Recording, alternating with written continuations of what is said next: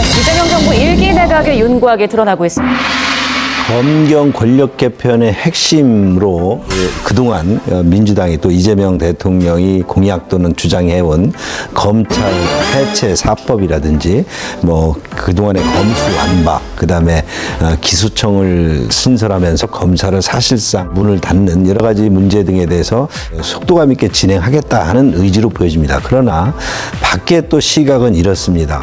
실제 검경의 어떤 권력 구조 개편보다는 이재명 대통령이 여전히 안고 있는 사법 리스크 등을 어떤 형태로든 중진 또는 가장 최측근 의원을 통해서 이에 대한 완결을 하려는 목적도 있다. 그렇다고 하면 국민을 위한 것인지 아니면 민주당과 이재명 대통령에 의한 권력 구조 개편인지 이런 부분에 대한 우려가 상당 부분 있다. 그래서 권력의 역사에서 보면 권력을 가졌다고 해서 또 권력이 아주 커졌다고 해서 그거를 그대로 행사하거나 오버, 과잉 등으로 행사했을 때는 반드시 부메랑이 되어 오죠.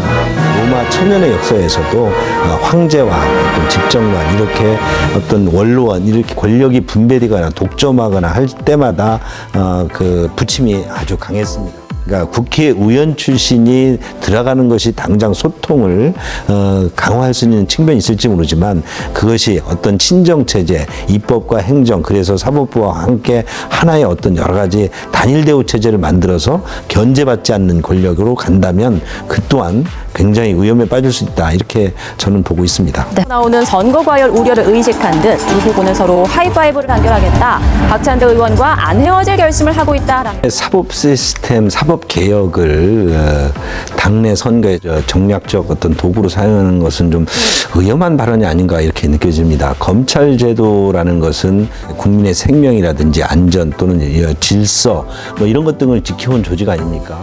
지금 아주 강성 지지자들의 어떤 입맛에 맞는 그런 발언을 해서 당대표가 된다 한들 그것이 과연 국민들에게 얼마나 이득이 되는 것인지 되돌아봐야 될 것이고요. 역시 또 지금 민주당이 가지고 있는 그 체제의 한계가 아닌가 보여집니다.